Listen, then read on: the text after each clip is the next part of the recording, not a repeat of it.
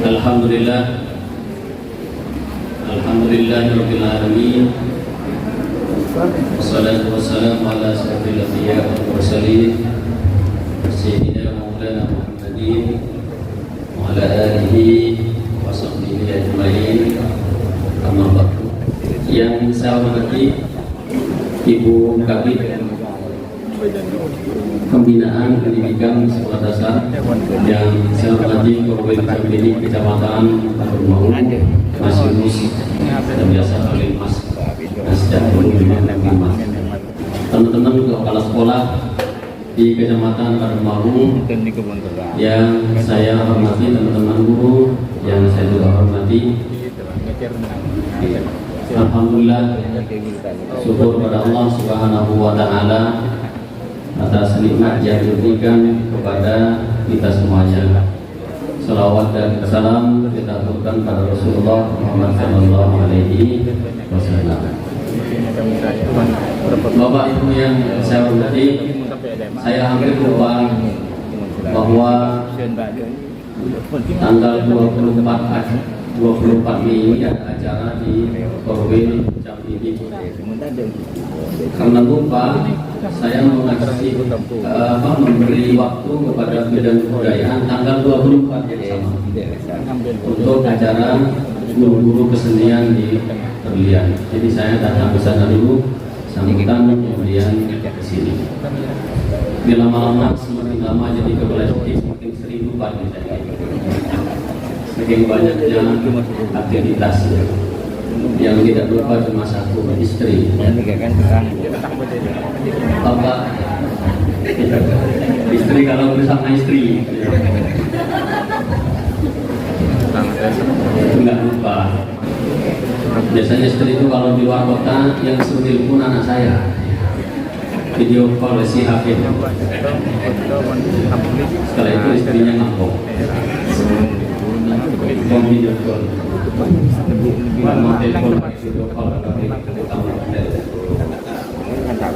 Hari Jumat kemarin saya ke Bali, pagi ke Bali, acara malam harinya sampai di Bali setengah 9 malam, lalu langsung acara dengan Menteri Agama, mendapatkan penghargaan di Kabupaten Pamekasan sebagai Kabupaten nomor 2 tingkat nasional yang mengalokasikan anggaran APBD-nya kepada guru agama. Nomor 1 Kabupaten Bogor, kemudian nomor 2 Kabupaten Pamekasan. Di Jawa Timur hanya Pamekasan. Di mana anggarannya? Anggaran pertama diberikan kepada guru-guru agama di sekolah negeri. Ada tidak guru agama di sekolah negeri yang ada di Dapodik yang tidak dapat 600.000? Ada? Ada. Tidak ada, kecuali tidak termasuk Dapodik.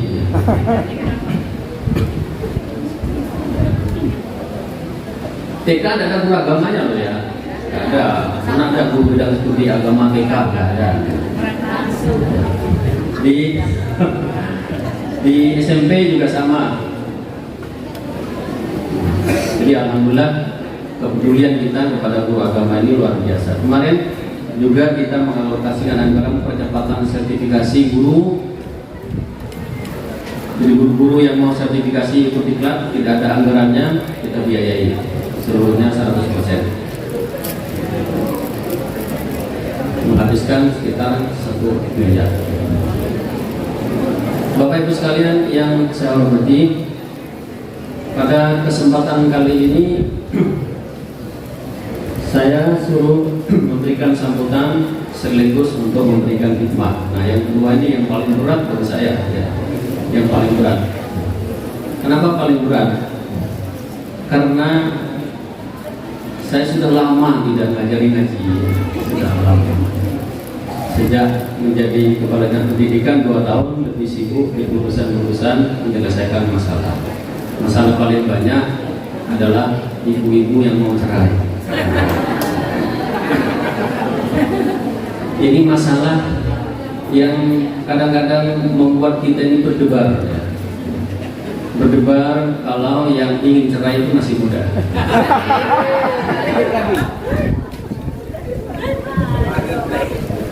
Kalau yang sudah tua berdebar karena takut. Takut sudah tua kok mau bercerai. Banyak perceraian itu disebabkan oleh media sosial. Ini yang menjadi susah. Bapak Ibu sekalian yang saya hormati, halal bihalal. Halal bihalal ini sesuai dengan tempatnya, Bu, Pak. Kalau di rumah cara bacanya beda dengan di sini. Kalau di sini bacanya halal bihalal. Kalau di rumah, saya baru datang dari Malang, jadi dari Bali. Lalu kemarin sehari ada acara di Purwokerto, malamnya berangkat lagi ke Malang. Tadi malam datang, lalu kalau istri bilangnya begini, halal bi, halal.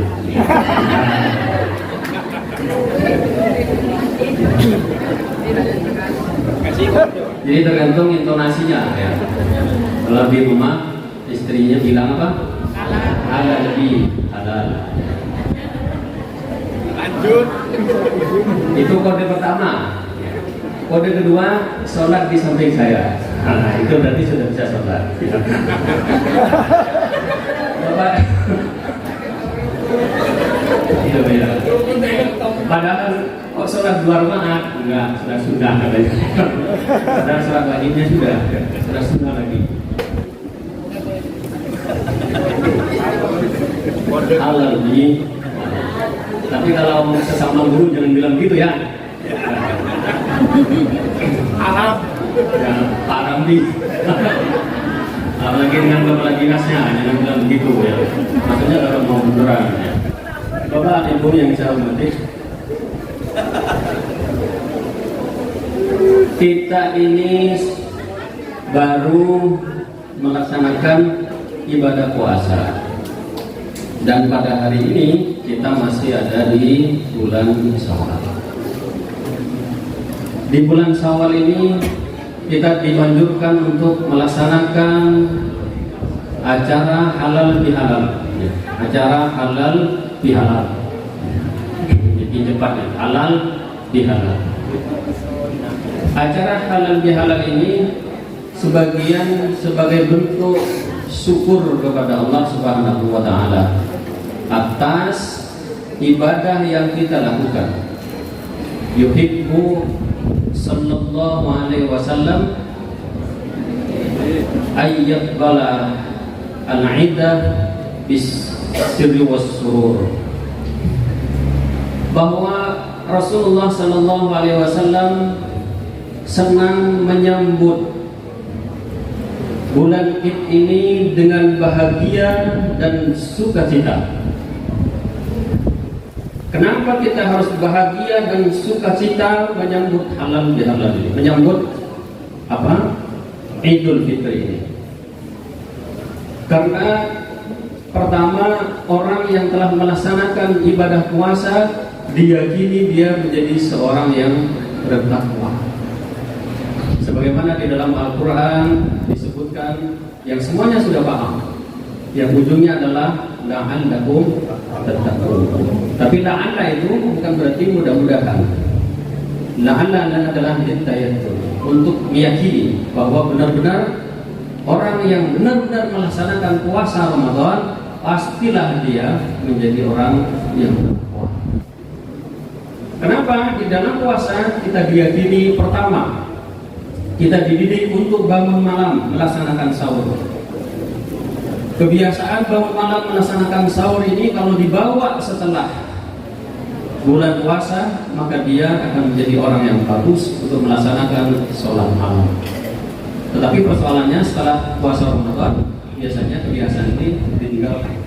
Kebiasaan berbangun malam. Sebenarnya kita ini kaum sekalian, terutama ibu-ibu, sejak menikah itu dibiasakan untuk bangun malam, dipaksa untuk bangun malam. Apa dengan cara memaksanya?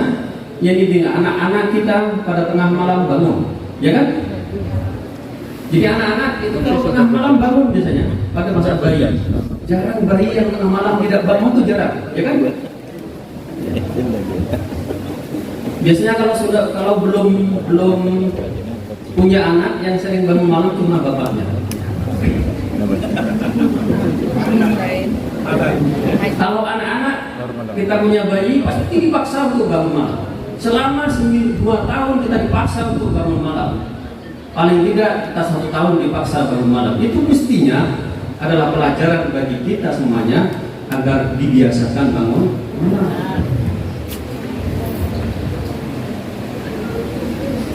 Kalau anak-anak ini bangun malam, biasanya dalam ilmu bahasa kan biasanya ditanya itu ya, nangis anak-anak itu dibawakan kerupuk gak mau, ya kan? Dibawakan jajan gak mau, dibawakan uang juga gak mau, dibawakan ini gak mau, baru dibawakan susu kaleng baru dia mau, karena dia memang maunya susu. Itu proses dalam berbahasa. Kalau bapak-bapaknya manggil, tidak usah bawa jajan ya. Bapaknya manggil malam-malam jangan bawa jajan ya. Jangan bawa kerupuk, jangan bawa air.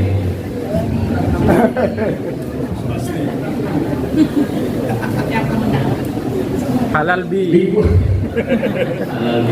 Di bulan Ramadan kita juga diajari untuk disiplin. Karena yang tidak disiplin, ya, kalau saya tadi ini tidak disiplin ya, karena memang ada acara tadi. Saya suka lupa Pak ya. Pada saat jadi kepala dinas suka lupa. Katanya teman-teman, cobalah pas ini kalau ada orang menghadap, dicatat di buku. Dicatat sudah Bu. Setiap orang menghadap keluarnya apa dicatat. Dapat seminggu, bukunya yang hilang. Akhirnya semuanya lupa juga.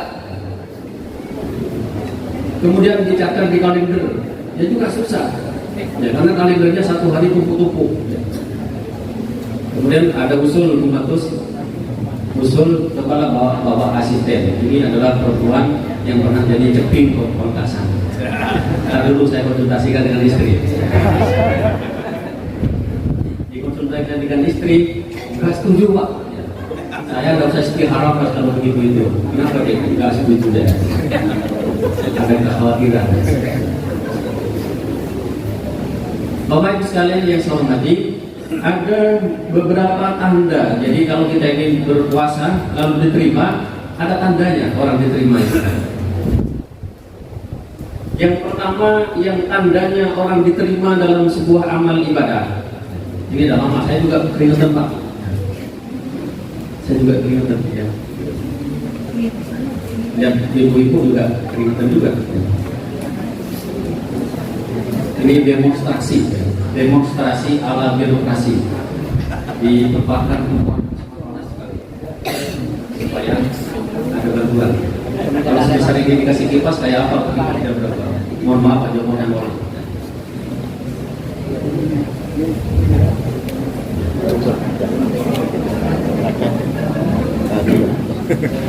Ini nyaman. 5 menit lagi Pak. Ya.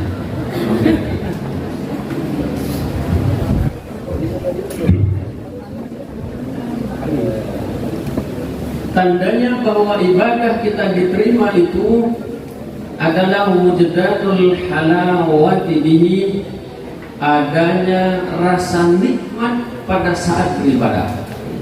Itu tanda pertama. Merasa nikmat pada saat dia melakukan ibadah. Merasa senang sekali, merasa ada kebahagiaan ketika dia beribadah. Kalau dia sholat, maka dia nikmat pada saat melaksanakan sholat itu. Maka ketika dia sujud, dia tidak terasa walaupun lama. Ketika dia malam, tidak terasa walaupun dingin. Ketika dia berpuasa, tidak terasa walaupun dia lapar.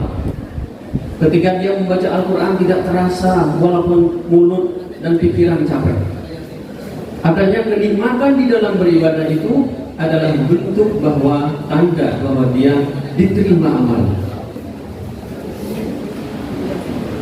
Wa na'imi ilaihi, dan kemudian nikmat kepada ibadah itu. Dia merasa nikmat dan merasa lezat. Jadi halawah itu ada kelezatan, wan na'imi, dan adanya kenikmatan pada saat dia beribadah. Apa tandanya bahwa dia nikmat dalam beribadah? Apa tandanya bahwa dia manis dan lezat dalam beribadah?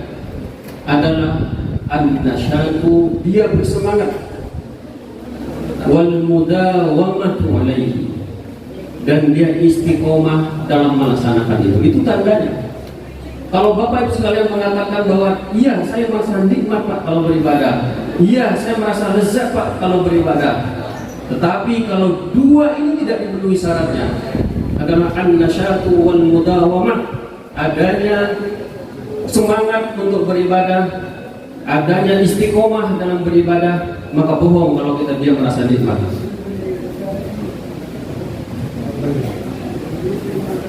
Kalau dia beribadah puasa Ramadan misalnya, dia mengaku bahwa nikmat, dia mengaku melezat, maka mestinya setelah Ramadan dia terbiasa melaksanakan ibadah puasa dengan puasa sunnah. Ada nggak yang di sini yang tidak melaksanakan puasa sunnah bulan Syawal? Ada. Sekarang masih bulan Syawal nggak? Sekarang masih. Kurang berapa hari? Kurang 7 hari. Berarti sekarang ini masih kesempatan Bapak sekalian untuk melaksanakan ibadah bulan Syawal. Man shoma Ramadhana, barang siapa yang berpuasa Ramadan, tsumma atba'ahu, kemudian dia mengikutkannya puasa Ramadan itu disiplin dengan 6 hari min Syawal, di bulan Syawal, karena maka dia kasyami dahari, sama dengan berpuasa 1 tahun penuh, sama dengan berpuasa 1 tahun penuh. Jadi kalau dia meninggal dunia pada tahun yang sama, lalu dia berpuasa 6 hari di bulan Ramadan, di bulan Syawal, maka pada saat meninggal dia dianggap sedang berpuasa. Luar biasa. Luar biasa. Emang kalau tidak melaksanakan puasa bulan Syawal. Dan kalau ibu-ibu punya hutang di bulan puasa, lalu dia berpuasa di bulan Syawal, maka dia dapat 2 kali. Dia dapat melunasi hutangnya, sekaligus dia dapat pahala bulan Syawal. Di bulan Syawal itu berpuasa tidak harus setiap hari, tapi bisa selisih hari. Yang penting di bulan Syawal. Bapak Ibu sekalian yang saya hormati, jadi semangat untuk beribadah ini, jadi kalau dia tidak sholat tahajud misalnya pagi-paginya tiba-tiba susah sekali. Kalau dia tidak sholat duha dia menyesal sekali. Kalau kemudian dia tidak membaca Quran dalam sehari dia merasa berat sekali. Itu bagian dari bahwa dia istiqomah dalam beribadah. Itu tanda bahwa Bapak Ibu sekalian diterima ibadahnya. Jadi memang tanda ibadah itu diterima itu harus bisa dirinya sendiri yang merasakan, bukan orang lain. Itu namanya yang disebut dengan hikmatut tasyri'. Hikmatut tasyri' itu adalah dampak dari disyariatkannya ibadah. Ada dampaknya dalam kehidupan. Kemudian Rasulullah SAW juga cinta menyambut bulan Idul Fitri itu adalah wattaubatu lillah, dengan bertaubat kepada Allah. Bertaubat. Jadi taubat ini ada syaratnya. Yang pertama, mengaku bahwa dia bersalah. Jadi pengakuan dia bersalah ini dalam birokrasi tidak mudah. Jadi kalau ada anak buah, ada staf mengaku dia bersalah, ini luar biasa. Jadi pengakuan bahwa dia bersalah ini pertama kali adalah syarat bahwa dia bertaubat. Bahwa dia ingin baik itu adalah pengakuan bahwa dia bersalah. Hati-hati dengan seorang staf apabila seorang kepala sekolah, apabila punya guru, dia melakukan kesalahan, dia tidak menyampaikan kesalahannya itu, lalu kepala sekolah mendengar dari orang lain. Maka ini yang sangat menyakitkan kalau sebagai seorang pimpinan apabila punya anak buah lalu dia melaksanakan kesalahan dan pimpinannya mengetahui dari orang lain. Kalau ini sulit katanya toleransi yang begini. Sampaikan saja kesalahan. Jadi akui kesalahannya itu. Lalu yang kedua adalah an-nadam. Jadi syarat dari taubat itu adalah menyesal.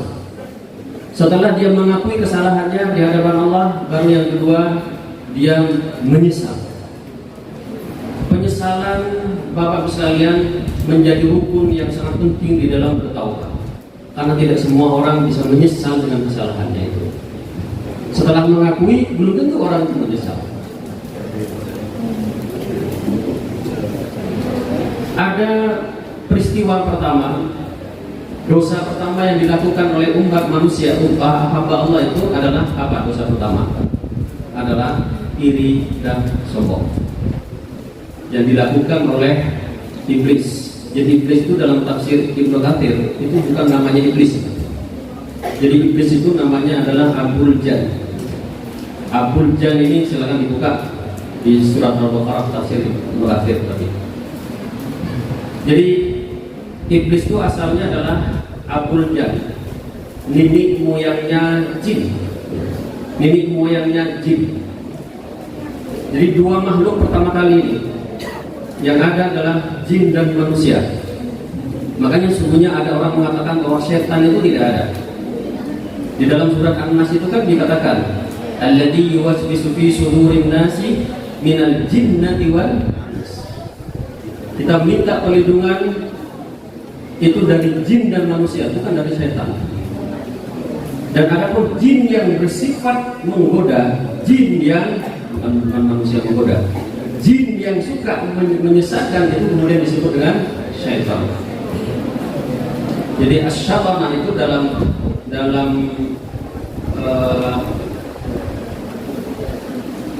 ayatul ahkam itu artinya adalah al-bu'dah anir rahmah, jauh dari rahmatnya Allah.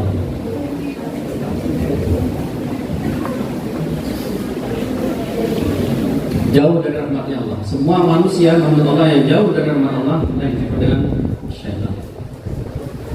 Nah, ketika jin itu melihat, jin itu adalah makhluk Allah yang melihat Allah, melihat surga, melihat neraka, tahu betul tentang kekuasaan Allah, tahu betul tentang berdirinya neraka, tahu betul tentang nikmatnya surga.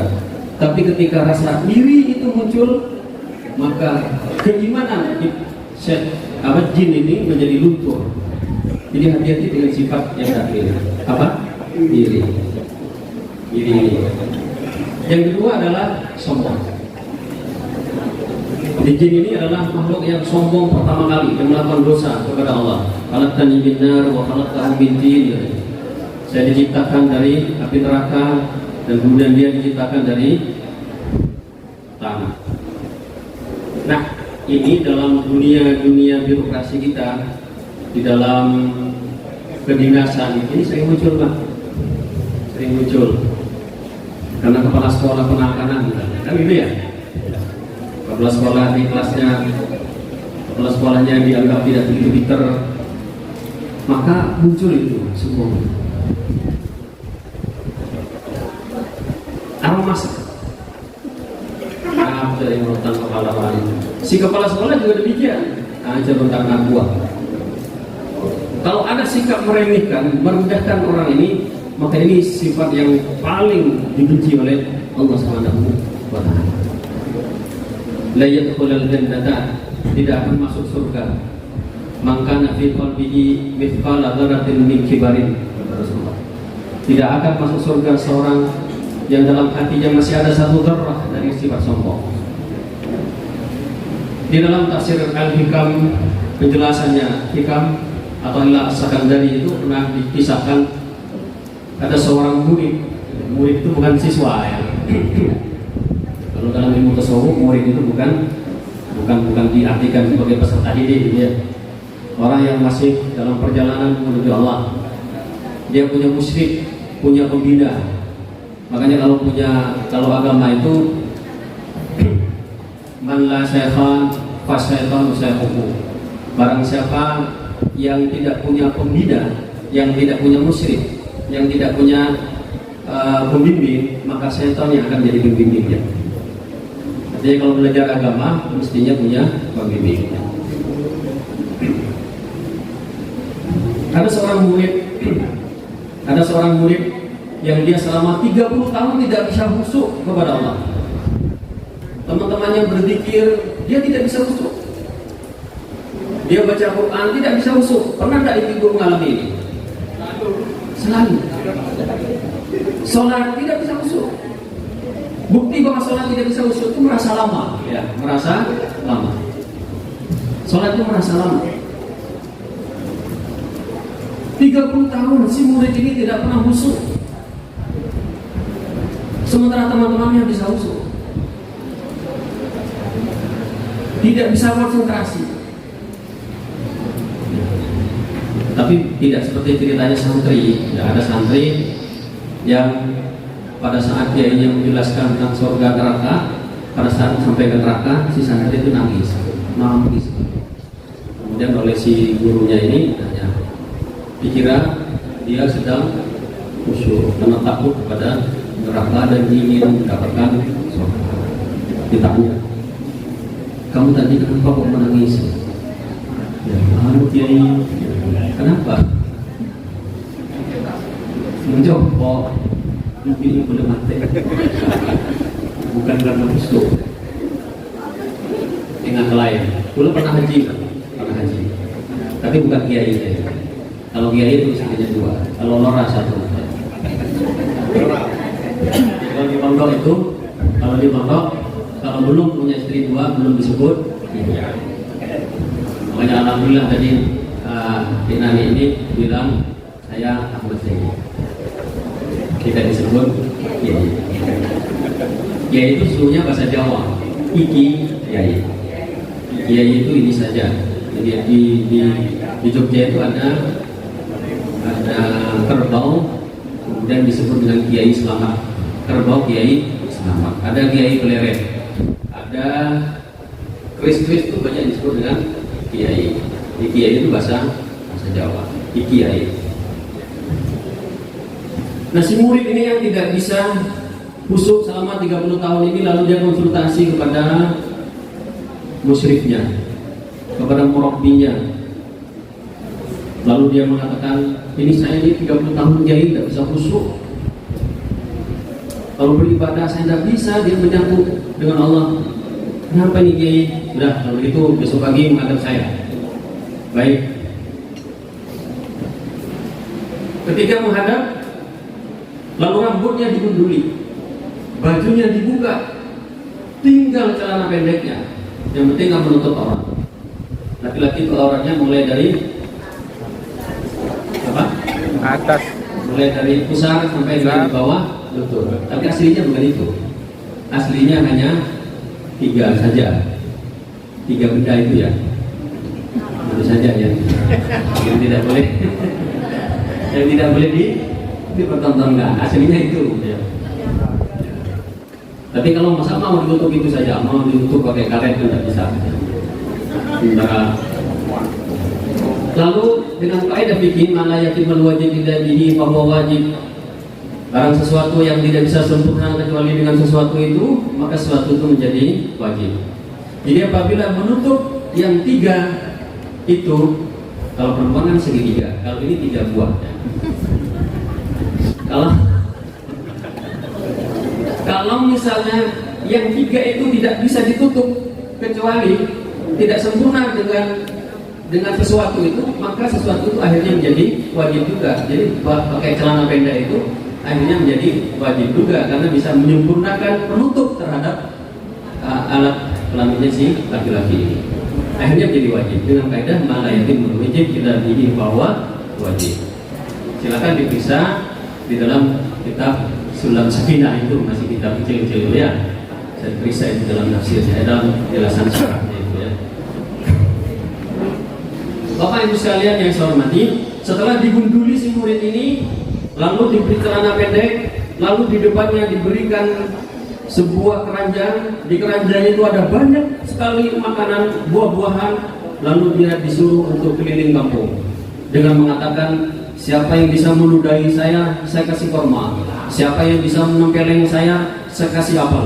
Siapa yang bisa menendang saya kasih semua buah-buahan yang ada di sini. Silahkan ambil. Pokoknya kamu meludahi, menendang, dan lain sebagainya. Akhirnya sehari itu dia dihinakan betul di desa itu. Dia merasa hina betul. Lalu malamnya dia bersama dengan seluruh murid-murid itu, lalu dia berpikir kepada Allah, lalu dia bisa khusyuk dan menangis kepada Allah.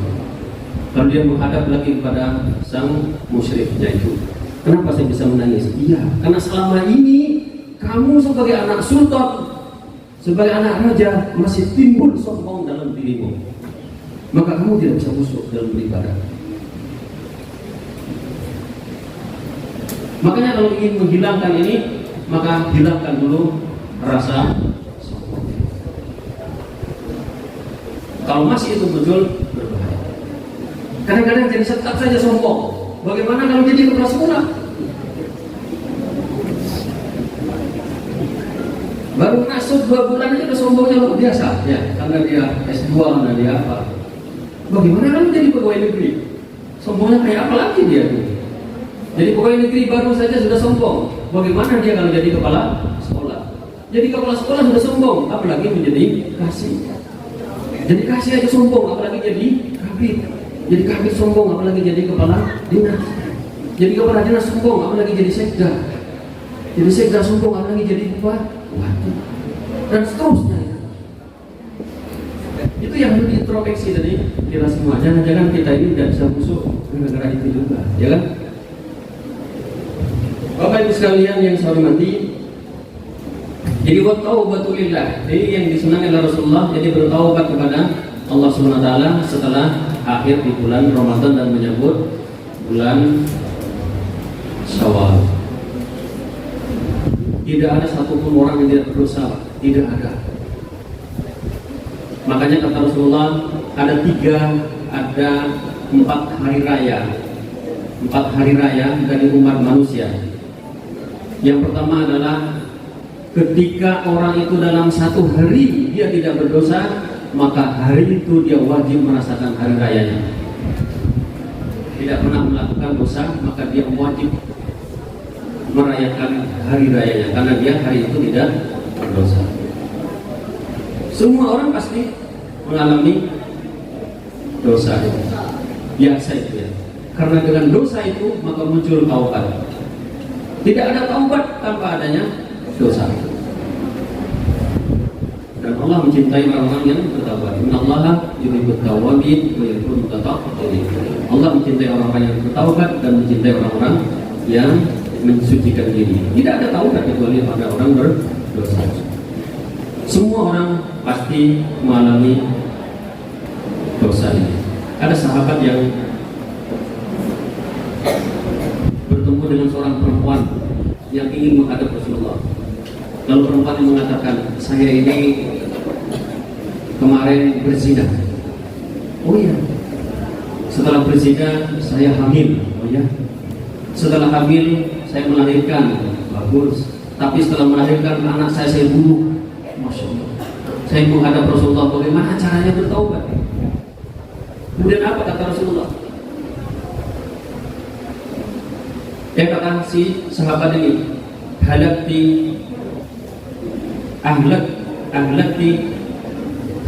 ahlakti. Engkau binasa dan membinasakan.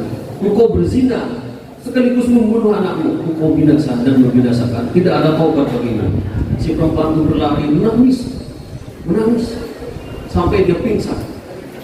Lalu si sahabat ini menghadap Rasulullah, kemudian dia menceritakan keadaan itu. Apa kata Rasulullah? Halakta wa ahlak. Engkau celaka wahai sahabat dan engkau mencelakai. Bagaimana kau bisa menghakimi orang yang banyak dosanya itu dengan mengatakan celaka dan mencelakakan? Sementara Allah Subhanahu wa taala mengatakan, "Lau ataitani", seandainya dirimu mendatangi saya dengan sepenuh dosa langit dan bumi, maka saya pasti akan mengampuni dosa-dosa kalian. Sementara engkau telah menghakimi dia sebagai orang yang berdosa.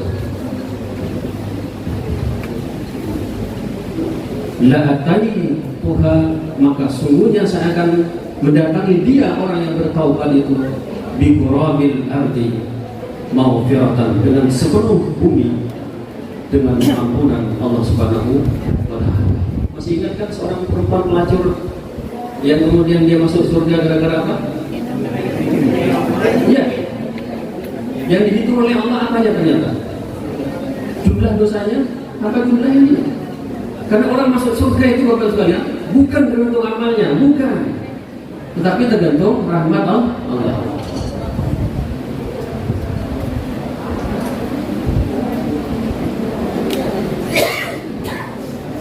Dikatakan man qabalakal haqqu, barang siapa yang menghadapi Allah Subhanahu wa taala bi rahmatihi, dengan rahmatnya Allah, fasarat kabair sagair, maka jadilah dosa besar itu menjadi kecil. Ada orang tidak punya pahala sama sekali masuk surga. Siapa? Tukang sihirnya Fir'aun. Dia baca syahadat, belum sempat dia beramal, dibunuh oleh Raja Fir'aun dan kawan-kawannya, yang mati tanpa punya pahala dan tidak punya dosa. Ada orang yang punya dosa banyak sekali lalu masuk surga. Siapa? Ya ini tadi, si pelacur itu. Ada orang punya pahala banyak sekali, 40 tahun dia beribadah lalu di akhir masuk neraka. Siapa itu? Pendeta Baksiso. Ada seorang sahabat Rasul, pembantu Rasul, namanya Kirkirah, lalu dia masuk neraka hanya karena satu dosa. Muslim Kirkirah. Kenapa? Karena dia pada saat dia mati dalam medan perang menyembunyikan selimutnya tanpa diberitahu kepada panglima perangnya. Lalu para sahabat mengatakan, tuba li Kirkirah, bahagialah Kirkirah ini. Dia sahabat Nabi, dia pembantu Nabi, dia mati dalam keadaan perang. Tuba li Kirkirah, bahagialah si Kirkirah ini. Apa kata Rasul? Huwa finnar, dia di neraka. Kenapa? Idza qabalatal haqqu bi adlihi, jika Allah menghadapi orang itu dengan keadilannya, pahalanya kemudian dihitung, dosanya juga dihitung, fasarat sagair kabair, maka dosanya kecil menjadi besar. Jika misalnya rahmat Allah yang diberikan, nikmat Allah yang diberikan, ditimbang dengan ibadah kita semuanya, apa cukup ibadah kita? Kalau mau adil-adilan Allah Subhanahu wa taala, gak cukup, maka kira-kira itu masuk neraka dulu, nanti setelah itu masuk surga. Ada sahabat-sahabat yang lain juga berperang karena dendam, ayahnya dibunuh, lalu dia berperang kamu karena dia dendam karena ayahnya dibunuh, maka dia bukan untuk berperang di agama Allah, tapi dia karena dendam ayahnya dibunuh. Jangan-jangan karena itu Bapak sekalian, kita ini beribadah lalu tidak khusyuk. Sekali lagi, kemudian Rasulullah juga senang menyambut waziyaratil akharib, dan berziarah dengan teman-temannya, dengan kerabat dekatnya. Jadi kita ini sebagai akharib, sebagai orang yang punya struktur. Oke lah, saya ini kepala dinas pendidikan, itu strukturnya ya, struktur kedinasan. Ya, tapi yang hadir di sini ada saudara saya, ada tetangga saya, ada senior saya, ada yang lebih pintar daripada saya, ada yang lebih alim daripada saya, ada yang walaupun bukan ibu saya seperti ibu saya, ada Bu Iin gitu ya. Itu yang ngurus-ngurusi saya mulai dari zaman. Tapi karena kita ini sebagai kerabat yang dekat, mari kita saling memaafkan, saling memaafkan. Atas nama Dinas Pendidikan dan Kebudayaan, kami mohon maaf lahir dan batin. Dimaafkan ya. Sama-sama. Kalau ibu-ibu dan bapak-bapak tanpa minta maaf, saya maaf. Karena orang tua yang begitu itu tidak harus meminta. Demikian Bapak Ibu sekalian yang bisa saya sampaikan. Mudah-mudahan apa yang saya sampaikan bermanfaat bagi kita semuanya. Sesungguhnya saya tidak punya persiapan apa-apa dari acara apa, sebut penceramah lagi ya. Sambutan dan kurikulum saya mungkin masih bisa. Tausiah ini baru pertama kali pada mau ini ya. Pertama kali pada mau mengisi tahu siap mengisi hikmah halal bi halal bi halal. Halal bi.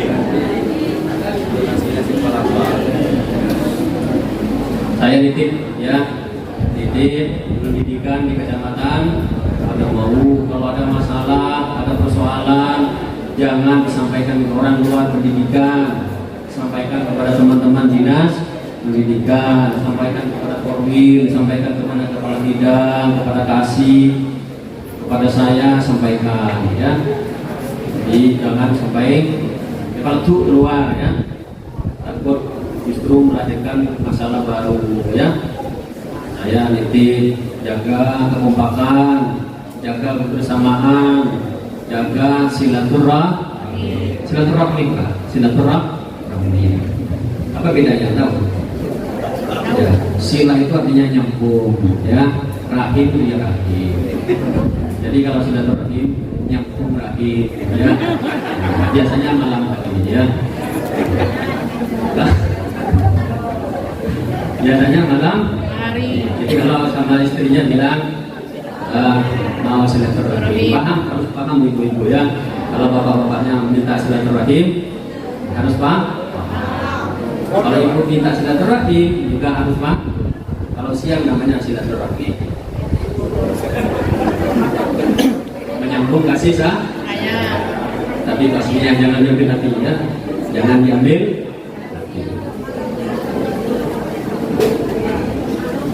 Wallahu muwaffiq. Assalamualaikum warahmatullahi wabarakatuh.